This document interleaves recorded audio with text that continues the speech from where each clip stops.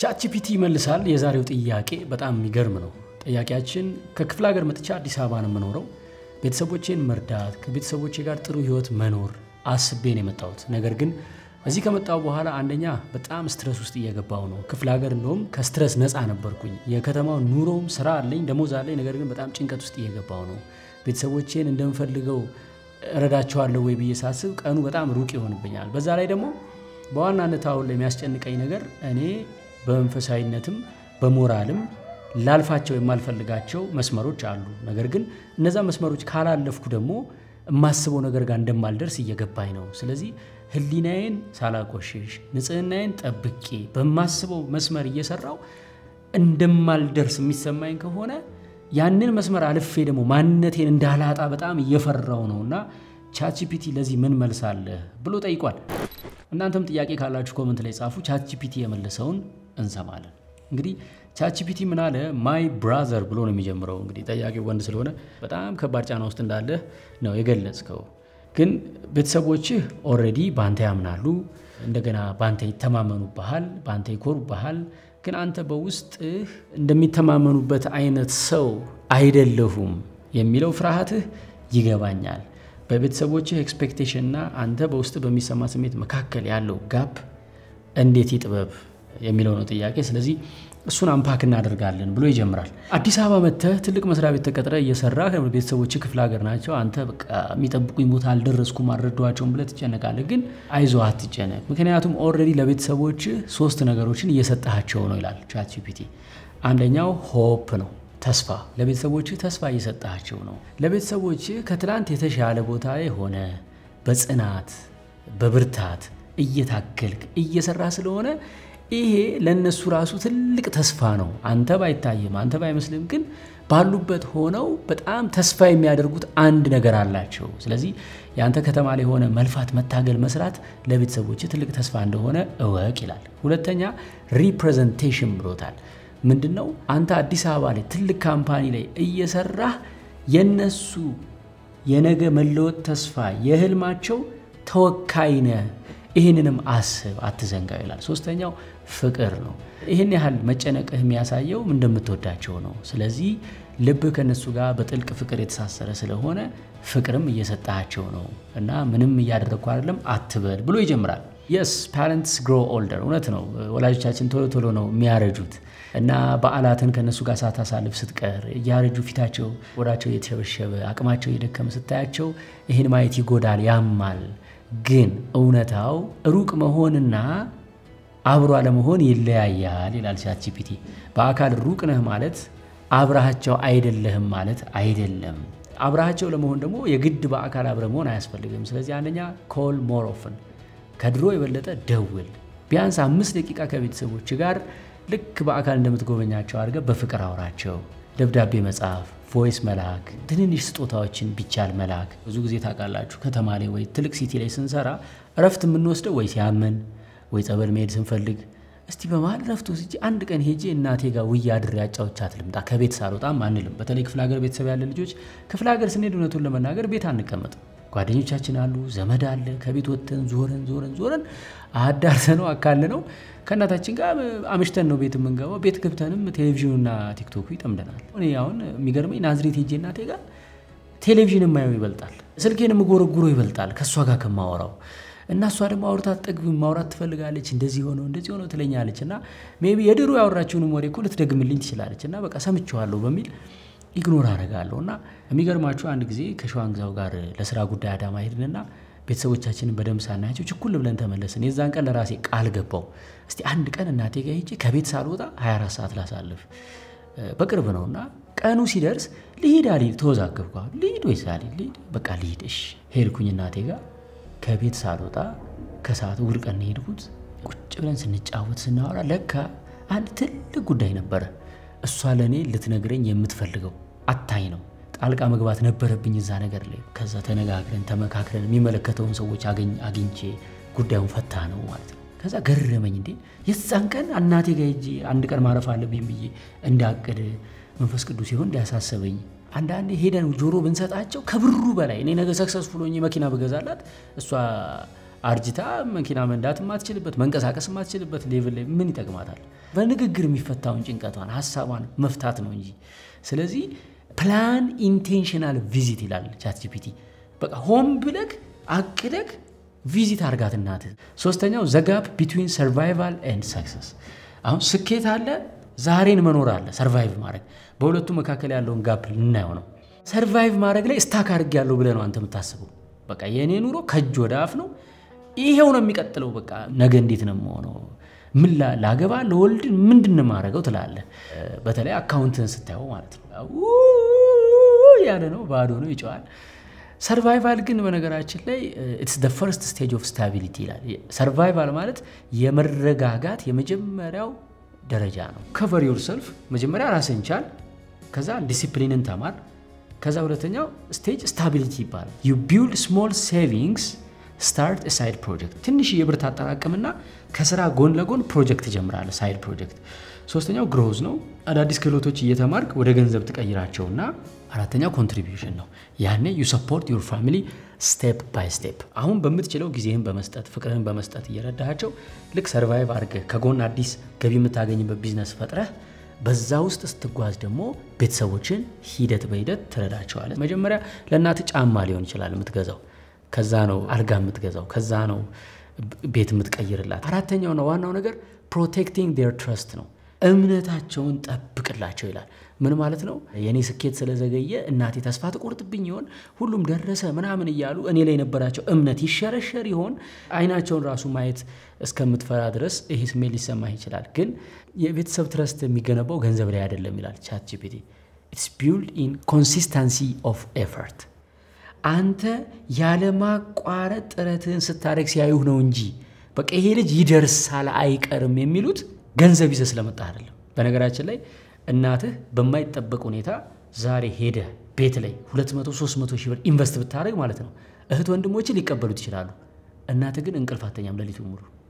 በጣም ነው የምትደነግጠው። በቃ ልጄ እስር ቤት ሊገባ ነው ማለት ነው፣ ልጄ ከመስመር ሳተብኝ ማለት ነው፣ ልጄ ከእግዚአብሔር ራቀ ማለት ነው። ትደነግጣለች። ከየት አመጣኸው ይታወቃል ማለት በዛ አይነት ሌቭል ድንገት ያን ነገር ልታደርግ እንደማትችል። ስለዚህ እናትህ ግን የምትደሰተው ሁሌ ጥረትህ ያለ ማቋረጥ ሲቀጥል ስታይክ፣ ሁሌ ስታይ ስራ ላይ ነኝ፣ ትምህርት ጀመርኩ እኮ ማይ፣ ሁሌ ስታይ እንደዚህ ነኝ ስትል የሚገርምህ አሁን ለምሳሌ በየሰበቡ አሁን ና ስትባል ክፍለ ሀገር አልመጣም ስራ ላይ ስትል እናትህ ደስ ነው የሚላት። ባይዘይ ቢዚ ነህ ስትል ደስ ነው የሚላት እናት። ቢዚ እንድትሆን ነው የምትፈልገው ማለት ያለ ማቋረጥ እየጣርክ እንደሆነ ማወቅ ነው እንጂ የምትፈልገው ገንዘብ ፍላሽ እንድታረግ አይደለም። ምክንያቱም ሪያሊቲውን እኛ ይመስለናል እንጂ ወጣት ስለሆንን እናትና አባታችን ያውቁታል።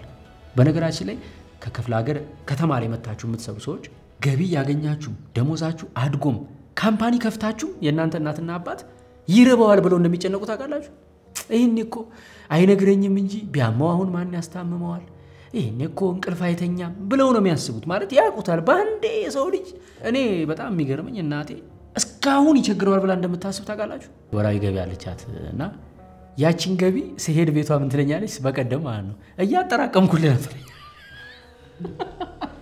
ከቸገረ ነገርኝ እያጠራቀምኩልህ ነው አለች።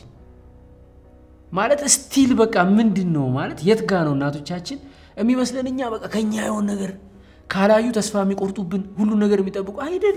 ምንም ብታረግ እናትህ ሴፍ ነው ብላ ታስብ። በአፏ እኮ ልትል ትችላለች፣ ወንድሞች እህቶች ሊሉ ይችላሉ። ዲፕ ዳውን ግን ታውቀዋለች የሀገሪቱን ሁኔታ ትረዳለች። በልተህ ማደር ይገርማታል፣ ንጹህ ልብስ ለብሰህ መሄድ ይገርማታልና አንተ ላይ ያላትን እምነት ልጄ ይሳካለታል የሆነ ቦታ ይደርሳል የሚለው እምነቷን የምታጣው መቼ ነው? ገንዘብ ስላልሰጣት አይደለም የምታጣው፣ አንተ ተስፋ የቆረጥክ ቀን፣ አንተ ጥረትን ያቆምክ ቀን ነው። ለምሳሌ ስራ ለቀቅኩ ብትላት የዛኔ ነው እምነቷን የምታጣው። እየሰራህ ነው፣ በቃ እየሰራህ ነው፣ አንድ ቀን ይሳካል ታውቀዋለች። ጥረትን አታቋርጥ ነው የሚለው ቻትጂፒቲ። አምስተኛው አንተ ስር እየሰደድክ ነው አሁን ላይ ይላል። እንደ ማንጎ ዛፍ ራስህን አስበው። ስርህ ከውስጥ በደንብ እያደገ ነው፣ እየጠነከረ ነው። ከላይ ግን ምንም የሚታይ ነገር የለም። ስለዚህ ሰዎች ሲያዩ ምንም ያላፈራህ የሚመስለው ስር እየሰደድክ ስለሆነ ነው። አሁን ቤተሰቦች ደግሞ አትጠራጠር ያምኑሃል። ምክንያቱም አሁን ላይ አንተ ስር እየዘረጋህ እንደሆነ ስለሚያውቁ። ፍሬው ግን በወቅቱ ይመጣል ይላል። ማንጎ የሚያፈራበት ወቅት አለ፣ ከዛ በፊት አያፈራም። ቢያንስ የተተከለ ዛፍ አላቸው ቤተሰቦች ሲያዩ አንተ እየጣርክ ነው፣ ከዛሬ 3 ዓመቱ አንተ ዛሬ ያለ ስምም ዕውቀትም ያለበት ቦታም ይሻላል ስለዚህ ቤተሰቦች ስር እየሰደዱ እንደሆነ ያውቃሉ እንድትነግራቸው አይፈልጉም አንተ ትጨነቃለህ እንጂ እነሱ ያውቃሉ ግን ወቅቱ ሲደርስ ደግሞ ፍሬውን ይበላሉ ይሄ ተስፋቸው ግን እንዳይቋረጥ ስሩን እንዳትነቅለው ይላል ታዲያ ምን እናርግ ፒስ ኦፍ ማይንድ እንዲኖረን አይምሮአችን እንዲረጋጋ አንደኛው ቢያንስ በየሳምንቱ ለቤተሰቦቻችሁ ደውሉላቸው ስለ ገንዘብ አታውሩ ስለ ገንዘብ አይደለም ድምጻቸውን ለመስማት አብሮ ለመሳቅ ደውሉላቸው ሁለተኛው መንዝሊ ማይክሮ ሴቪንግ በየወሩ ለምን 100 ብር አይሆንም ግዴላችሁ ሴቭ አድርጉ ቢያንስ ጭንቅላታችሁ እያጠራቀምኩ ነው የሚል አስተሳሰብ እንደሚኖረውና ልማድ እንዲተከልበት ሶስተኛ ህልማችሁን ራእያችሁን የምትፈልጉትን እቅዳችሁን የምትጽፉበት ደብተር ይኖራችሁ የቤተሰባችሁን ህልም ጻፉ በነገራችን ላይ በጣም የሚገርማችሁ ነገር እኔ እናቴን ጠየቅኳትኝ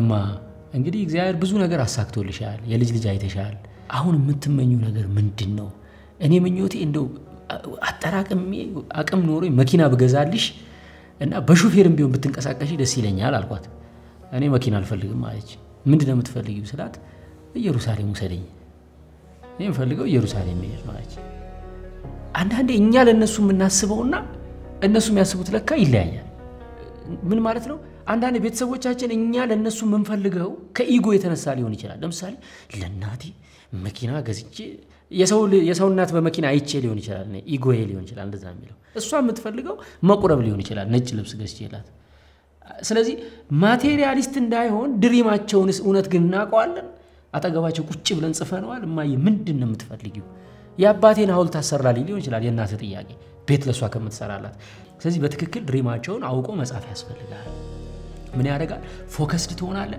ከጭንቀት ነፃ ትሆናለህ ወደዛ የሚወስዱ አቋራጮችን በሙሉ ትጠቀማለህ የናተን ህልም ለማሳካት ያባቴን ህልም ለማሳካት ማለት ነው ሌላው ስፒሪቹዋል ጋርድሬልስ ይባላል አንዱ እንግዲህ ወንድማችን ጥያቄ እኔ ራሴ እንዳላጣ እየፈራው ነው ብሏል ብዙ እህቶቻችን ጋር ጥያቄ ይኖራል ብዙዎቻችን ጋር ይኖራል ለምሳሌ እህቶቻችን ቁንጅና ኖሯቸው ተግባቢ ሆነው ነገር ግን በጣም ሐቀኛ እውነትን የሚከተሉ ስጋቸውን ለመሸጥ ፈቃደኛ ያልሆኑ መንፈሳዊ ትዳር መመስረት የሚፈልጉ ሴቶች ሆነው ከጎናቸው ደግሞ ከነሱ ያነሰ መልክና ሰውነት ያላት ሴት ራሷን ባልባሌ ነገር ያቀረበች በጣም ብዙ ገንዘብ ስታገኝ ለቤተሰብ የሆነ ነገር ስታረግ ያዩና አንዳንዴ ይፈተናሉ ለናቴ እኔ እሷ ያደረገችውን ግማሽ ባረግኮ እኔ ለኮ ቤተሰቦችን በወርቅ ማንቆጥቆጥ ይችላል ይላሉ አንዳንዴ ቤተሰብም ሊፈትን ይችላል ምን ነው አንቺ ለናትሽ አተሳልፊላትም እንደሰው ምን ነው እነንተናን አታይም የሚባል ንጽጽር አለ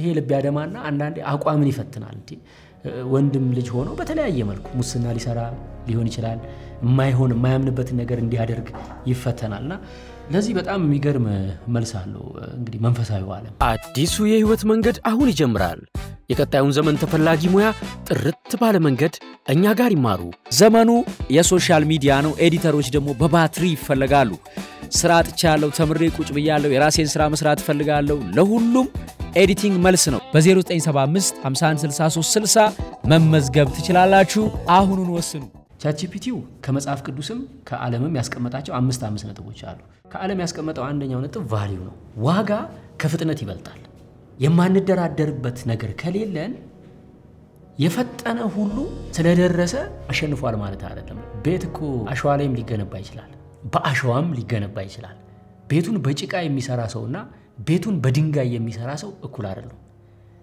በጠንካራ ድንጋይ ቤቱን የሚሰራ ሰው ለመጨረስ ረጅም ጊዜ ሊፈጅበት ይችላል ቤቱን በጭቃ የሚሰራው ሰው በአንድ ወር ውስጥ ቤቱን ሊጨርሰው ይችላል ኃይለኛ ጎርፍና ማዕበል ሲመጣ ግን ቤቱን በጭቃና ባሸዋ የሰራው ሰው ቤቱ ታጥቦ ይሄድበታል ቤቱን በድንጋይ ላይ በአለት ላይ የሰራው ሰው ግን ለአመታት ጸንቶ ይቆምለታል ለወላጆቻቸው ለማድረግ ብለው በማያምኑበት መንገድ ሄደው ወንጀልም ኃጢያትም ሰርተው ስኬታማ የሆኑ ሰዎች መጨረሻ ላይ ለወላጆቻቸው የረጅም ዘመን እንባ ምክንያት ሆነዋል አንዳንዶቹ ሞተዋል አንዳንዶቹ ታመዋል አንዳንዶቹ ታስረዋል አንዳንዶቹ በአደባባይ የሚዋረዱና የሚሰደቡ ሰዎች ሆነዋል አንዳንዶቹ ማንነታቸውን አጥተው አብደዋል ስለዚህ ስኬቱ ባሸዋ ላይ የተገነባ እንዳይሆን ማንደራደርበት የማናደርገው ነገር መኖር አለበት የሚገርማችሁ በእንዲህ አይነት ቫልዩ ስንኖር በገንዘብ ስኬታማ ባንሆንም ወላጆቻችን ግን ቀና ብለው ነው የሚሄዱት ሁሌ በእኛ ይኮራሉ ልጄ አያደርገውም የሚሉት ልጅ መሆን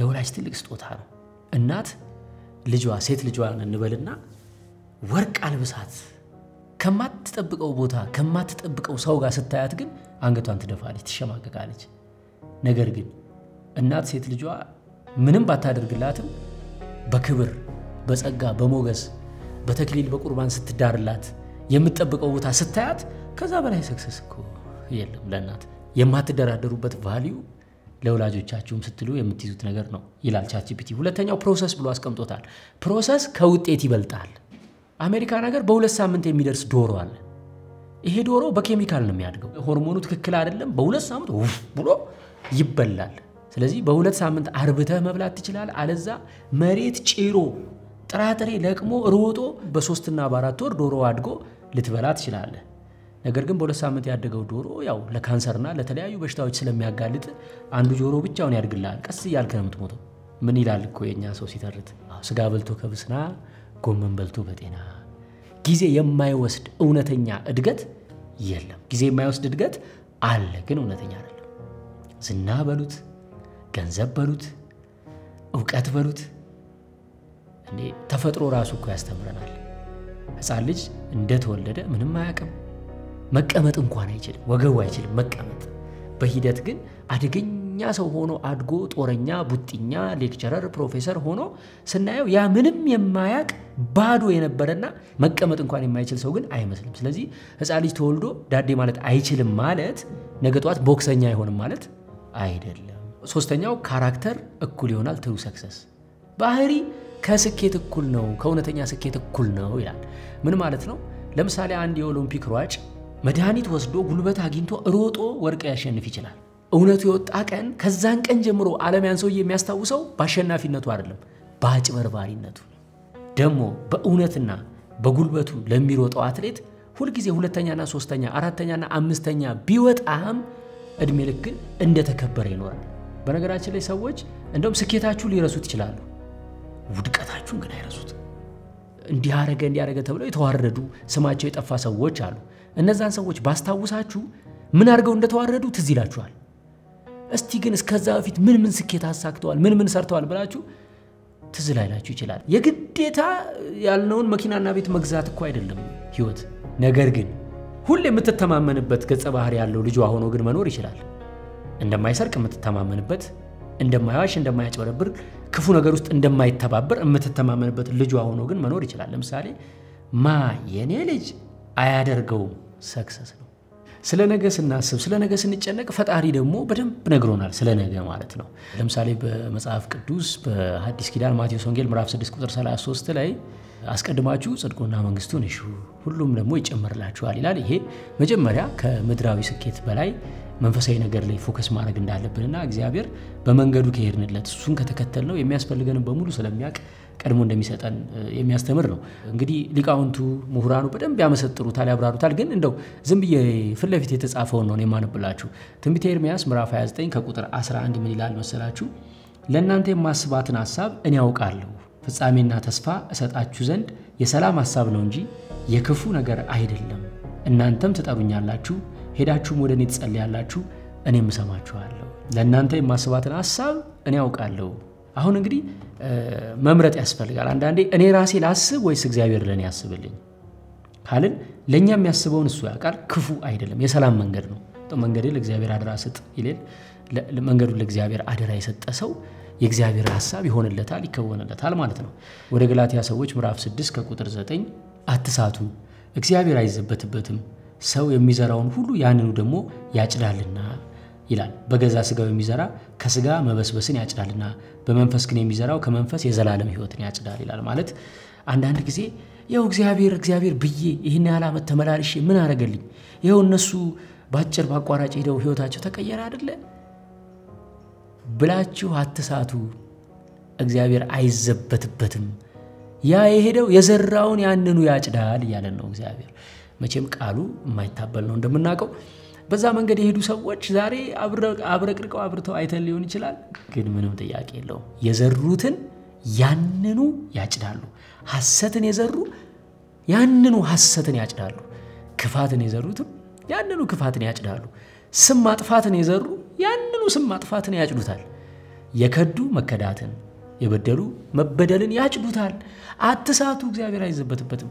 ይሄን እንግዲህ ሊቃውንቱ በደንብ ያመሰጥሩት ይሆናል እኔ ግን በዚህ ኮንቴክስት ልነግራችሁ የፈለኩት ሰዎች በክፋት ሄደው ባቋራጭ ሄደው አሳካን የሚሉት ሰዎች የሚከፍሉት ዋጋ አለ አይ ማይሰማም የሚባል አምላክ አይደለም በጣም ከሚያጽናኑ ሌሎች ጥቅሶች መካከል አንዱ ደግሞ ምሳሌ ነው ምሳሌ መጽሐፈ ምሳሌ ምዕራፍ 3 ከቁጥር 5 በመንገድ ሁሉ እርሱን ወቅ እርሱም ጎዳናህን ያቀናልሃል ይላል በራስህ አስተያየት ጠቢብ አትሁን እግዚአብሔርን ፍራ ከክፋትም ራቅ ይህም ለሥጋ ፈውስ ይሆንልሃል ለአጥንትህም ጠግን በቃ እግዚአብሔር ነግሮናል በራሳችሁ አስተያየት ጠቢብ አትሁኑ በጣም ብዙ ሰው በራሱ መንገድ ጠቢብ ይሆነ ነው አሁን ማለት ነው አይደል ይሆንን ነው ባቋራጭ በራሳችን በቃ እቺን አምታትቼ እቺን እንትን ብዬ እቺን አድርጌ ይሄን ብር አገኝና በዚህ ጋር እዚህ ሀገር ሄድና ከከሊት ጋር ሪሌሽንሺፕ ጀምሬ እንትን አድርጌ ብለን ጠቢብ እንሆናለን እኛ በራሳችን መጽሐፍ ቅዱስ በግልጽ በመንገድ ሁሉ እርሱን እወቅ